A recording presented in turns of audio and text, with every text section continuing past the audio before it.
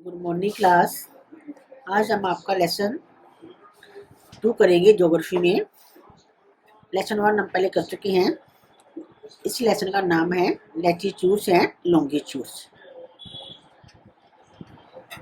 जैसे आपको पता है हमारी अर्थ जो है वो स्फेरिकल शेप की है, लेकिन इन ओल्ड टाइम पुराने समय में जो है ये माना जाता था कि अर्थ जो है वो फ्लैट है और उसके स्टीप एजेस हैं, किनारे हैं। लेकिन बाद में जब प्रूव किया गया कि अर्थ जो है स्फेरिकल शेप में है। एक ग्रीक फिलोसोफर हुए हैं पाइथागोरस, उन्होंने ऑब्जर्व किया था कि अर्थ जो है राउंड है, लेकिन किसी ने उनके ऊपर बिलीव नहीं किया।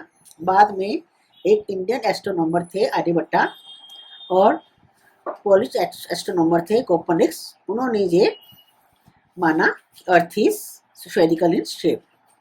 16वीं सेंचुरी में मेगालिन जो थे उन्होंने सेल्ड समुद्री यात्रा की और उस जर्नी के दौरान उन्होंने प्रूव किया कि अर्थ जो है सच में ही स्फेरिकल शेप की है।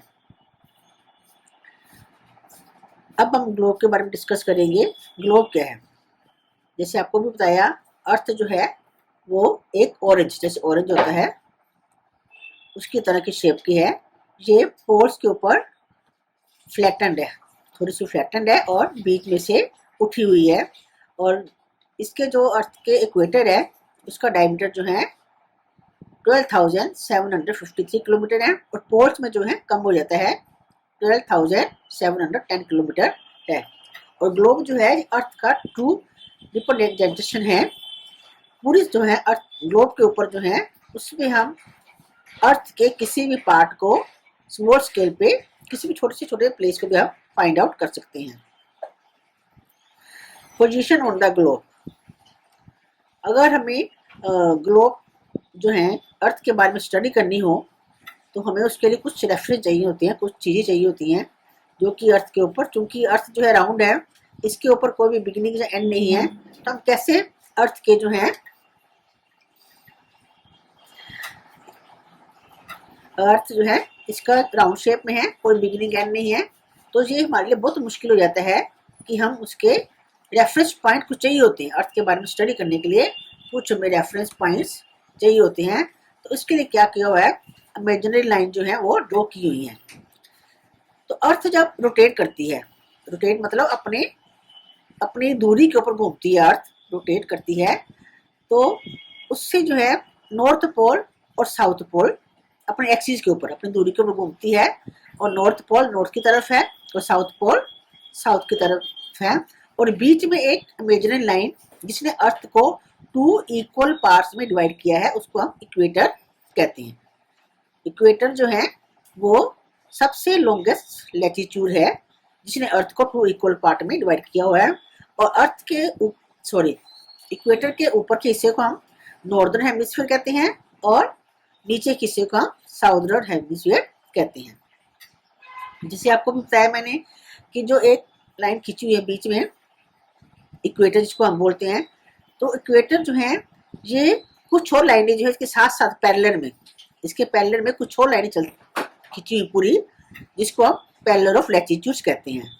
आप ग्लोब देखोगे, ग्लोब में लाइनें खींची होती हैं, ऐसे लंबी लंबी लंबी लाइनें होती हैं, लेटी हुई, जैसे लैटीट्यूड लेची, तो उसको हम लैटीट्यूड्स कहते हैं। और उसके बाद जो है मेरिडियन ऑफ लैंगिट्यूड भी है। मेरिडियन ऑफ लैंगिट्यूड जो है वो पोल से लेके north pole to south pole तक आती है, जिसको हम मेरिडियंस ऑफ लॉन्गिट्यूड्स कहते हैं। और मेरिडियंस ऑफ लॉन्गिट्यूड जो है इसके कारण जो है हम किसी भी प्लेस को लोकेट कर सकते हैं ग्लोब के ऊपर। अब हम लैटीट्यूड के बारे में डिस्कस करेंगे। The lines of latitudes are imaginary line. जो इमेजिनरी ये जो है अर्थ के ऊपर वैसे नहीं है, ये साइंटिस्ट ने जो है अर्थ के ऊपर स्टडी करने के लिए ये लाइंस ड्रॉ की हुई हैं, इमेजिनरी सर्कल्स हैं जो कि अर्थ के पैरेलल में जो पैरेलल चलती हैं। इक्वेटर सबसे जो है लॉन्गेस्ट लैटीट्यूड है, उसके पैरेलल में जो है ये लाइंस चलती हैं। और इक्वेटर पे जो है इसकी वैल्यू क्या दी हुई है, 0 डिग्री। इक्वेटर की जो वैल्यू दी हुई है वो 0 डिग्री है और पोल्स पे जाके ये 90 डिग्री हो जाती है। नॉर्थ पोल में 90 डिग्री और साउथ पोल में 90 डिग्री, तो दोनों मिला के 180 डिग्री हो जाती है। इक्वेटर जो है उसको हम ग्रेट सर्कल भी कहते हैं। क्यों?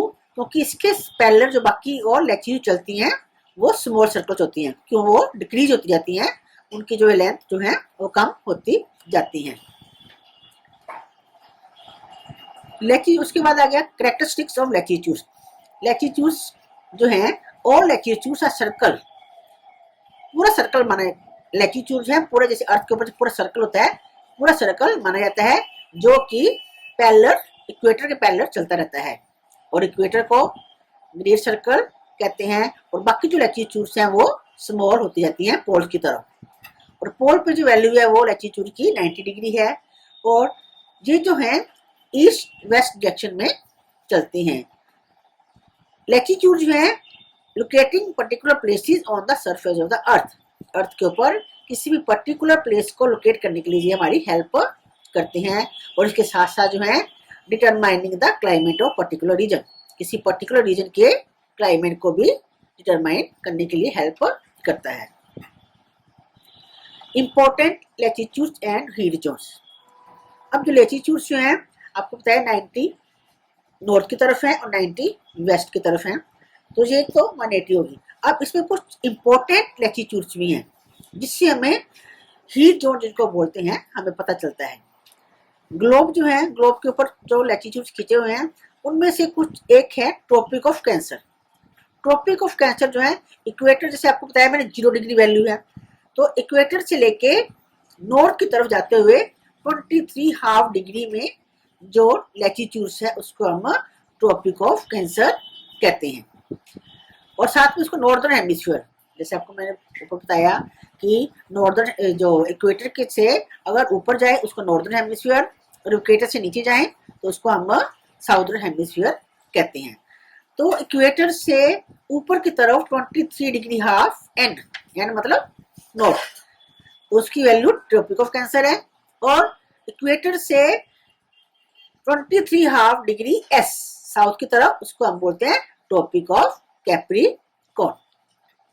उसके बाद एक और इंपॉर्टेंट लाइन है आर्कटिक सर्कल और antarctic circle. Tropic of cancer से, इसको भी आप इक्वेटर से देखते हैं, इक्वेटर से 66 हाफ डिग्री नॉर्थ की तरफ देखेंगे तो आर्कटिक सर्कल है, और 66 हाफ एस देखेंगे तो उसको हम क्या बोलते हैं एंटार्क्टिक सर्कल। 4 इंपॉर्टेंट लाइन्स हैं, ट्रॉपिक ऑफ कैंसर नॉर्थ की तरफ, ट्रॉपिक ऑफ कैप्रिकॉर्न साउथ की तरफ, आर्कटिक सर्कल नॉर्थ की तरफ और एंटार्क्टिक सर्कल साउथ की तरफ है। अब ये जो हमारे लाइन्स हैं इनसे जो है beginning and end of climatic zone, इससे हमें क्लाइमेटिक जोन का पता चलता है। जैसे on the 21 June the sun shine vertically over the tropic of cancer. 21 जून को जो सन जो है, सन की जो रेज होती हैं ट्रॉपिक ऑफ कैंसर के ऊपर सीधी पड़ती हैं, जिसकी वजह से जो है वहां पे बहुत ज्यादा गर्मी होती है। Therefore, the sun doesn't set between the Arctic Circle and the North Pole, while it does not shine at the between the Antarctic Circle. जिसकी वजह से सन जो है नॉर्थ पोल में कभी भी सेट नहीं होता। और ये जो सिचुएशन है वो 23 सितंबर को रिवर्स होती है। रिवर्स मतलब ट्रॉपिक ऑफ कैप्रिकॉर्न में, ट्रॉपिक ऑफ कैंसर में 21 जून जो है उसको जो है सनशाइन वर्टिकल करता है। तो आपको याद हो 21 जून जो है लॉन्गेस्ट डे माना जाता है। ट्रॉपिक ऑफ कैंसर में जो एरिया आते हैं उसमें हम क्या बोलते हैं सबसे लंबा दिन। और 23 सितंबर जो है उसमें जो है ट्रॉपिक ऑफ कैप्रिकॉर्न जो है वहां पे सन जो है वर्टिकली पूरा उसका सीधा सूरज की किरणें पड़ती हैं। इसको हम क्या बोलते हैं टोरिड जोन। टोरिड जोन और ट्रॉपिकल जोन, टोरिड जोन और ट्रॉपिकल जोन वो एरिया है जो कि ट्रॉपिक ऑफ कैंसर और ट्रॉपिक ऑफ कैप्रिकॉर्न के बीच में पड़ता है, उसको बोलते हैं टोरिड जोन। और ये अर्थ का सबसे हॉटेस्ट पार्ट है। क्यों? क्योंकि यहाँ पे सन रे जो है वर्टिकली सीधी पड़ती हैं। Place with in the zone at least twice a year, साल में 2 बार जो है सूरज की किरणें जो है पूरी वर्टिकल पड़ती हैं, जिससे जो है पूरा इस जोन को हम हॉटेस्ट जोन या टोरिड जोन या ट्रॉपिकल जोन कहते हैं। उसके बाद आगे टेम्परेट जोन।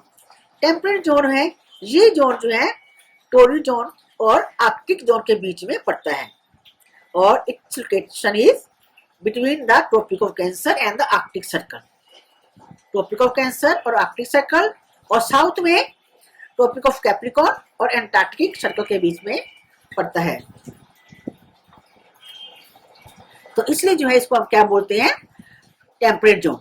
यहाँ का जो टेम्परेचर है वो मॉडरेट होता है, क्योंकि यहाँ पे सूरज की किरणें जो डायरेक्ट नहीं पड़ती हैं, सैलेंटिक पड़ती हैं, इसलिए यहाँ का टेम्परेचर जो है ना तो ज्यादा गर्म, नीदर हॉट नॉर कोल्ड, ना तो ज्यादा गर्म होता है ना ही ज्यादा ठंडा होता है।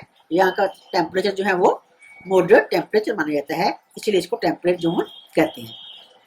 उसके बाद फ्री जोन, जहाँ पोलर जोन, एंटार्क्टिक सर्कल से लेके पोल तक और आर्कटिक सर्कल से लेके नॉर्थ पोल तक जो एरिया होता है उसको हम फ्री जोन कहते हैं। फ्री जोन मतलब कोल्ड जोन, यहाँ पे जो है सूरज की किरणें जो बिल्कुल स्लांट हो जाती हैं, बिल्कुल तिरछी हो जाती हैं और वहां पे हमेशा बर्फ जमी रहती है, इसलिए इसको हम फ्री जोन, जो पूरा साल जो है ठंडा जोन रहता है, इसलिए इसको फ्रीज जोन के नाम से जानते हैं।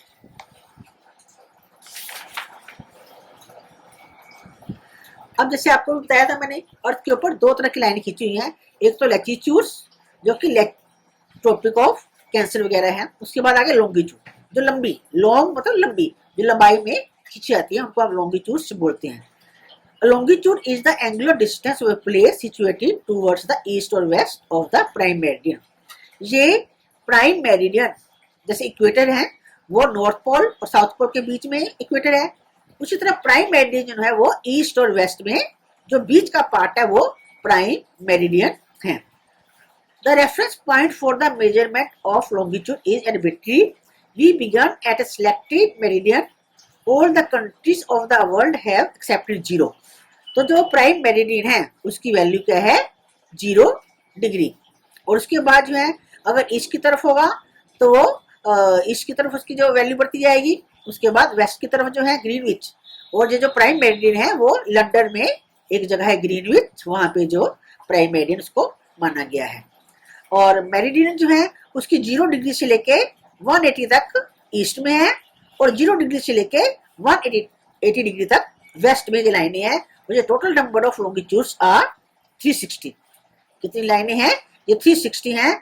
और ये सर्कल नहीं है, सेमी सर्कल्स हैं, जैसे लैटिट्यूड से वो तो पूरे सर्कल थे, लेकिन ये सर्कल नहीं है, पोल से लेके ये नॉर्थ पोल से साउथ पोल तक जाते हैं, और ये 180 डिग्री जो है वो ईस्ट की तरफ है और 180 डिग्री जो है वेस्ट की तरफ है, और therefore they form semi circle, ये सेमी सर्कल्स में आते हैं। कैरेक्टरिस्टिक्स ऑफ लॉन्गिट्यूड, लॉन्गिट्यूड जो है वो सेमी सर्कल्स हैं, ये सर्कल नहीं है। उसके बाद लॉन्गिट्यूड जो है कन्वर्ज एट द पोल्स, ये पोल्स के ऊपर कन्वर्ज हो जाते हैं, मिल जाते हैं।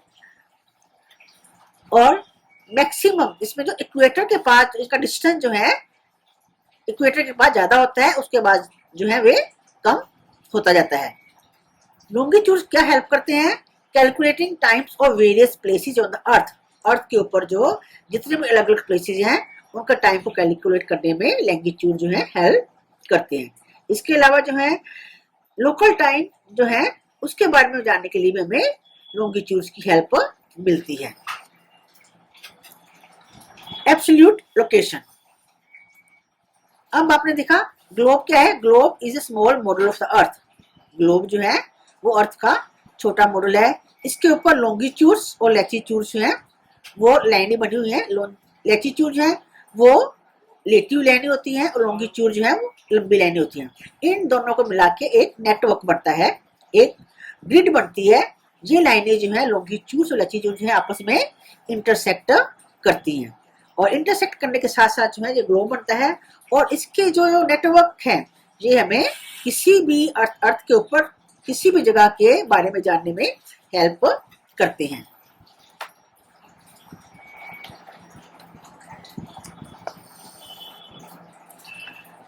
लॉन्गिट्यूड एंड टाइम, अब लॉन्गिट्यूड और टाइम की क्या आपस में रिलेशन है। अब जैसे हमें पता है earth spins on its axis once in 24 hour, earth जो है अपनी दूरी के गिर्द चारों ओर चक्कर लगाती है, 24 आवर्स में चक्कर पूरा करती है। और अर्थ जो है वेस्ट टू ईस्ट मूव करती है। हम कहते हैं कि सूरज ईस्ट से राइज हुआ, तो अर्थ जो है वेस्ट से ईस्ट की तरफ रोटेट करती है, इसलिए हमें जो है सूरज में ईस्ट से निकलता हुआ दिखता है और वेस्ट में चुभता हुआ दिखता है। और जितने भी 360 मेरिडियन हैं, जितने भी मेरिडियन हैं, उनके ऊपर 24 घंटे में एक बार जरूर उन मेरिडियन के ऊपर से निकलता है। और इसका मतलब क्या हुआ कि एक मेरिडियन से दूसरे मेरिडियन तक जाने में कितना टाइम लगता है, 15 डिग्री का डिफरेंस होता है उनमें, और उनमें कितना टाइम लगता है उसको कवर करने में, एक मेरिडियन से दूसरे मेरिडियन तक जाने में 4 मिनट्स लगते हैं।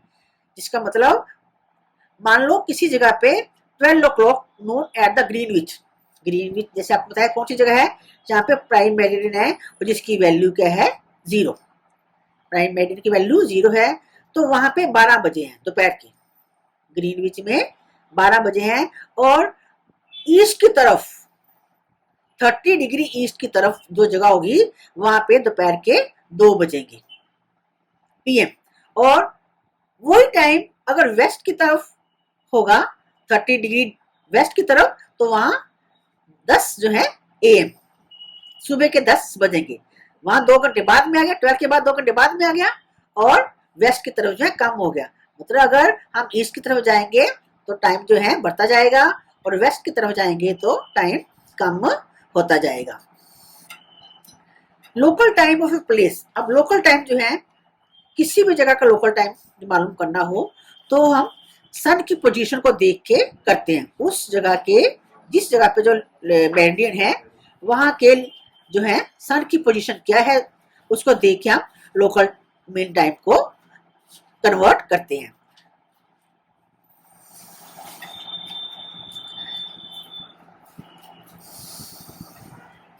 Places situated east or west of the meridian will have different local time.